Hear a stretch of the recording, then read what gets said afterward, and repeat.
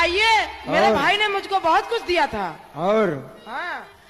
अरे गंगा रे जमुना हाथी दई दीना कि बान्हा बहिनी खिड़की की रखुवार तोरे बांधा बहिनी।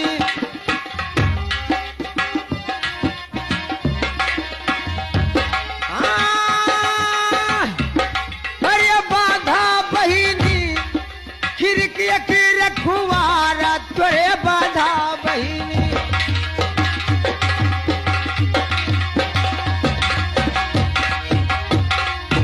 बतलाइए, मेरे भाई ने मुझको बहुत कुछ दिया था। और हाँ।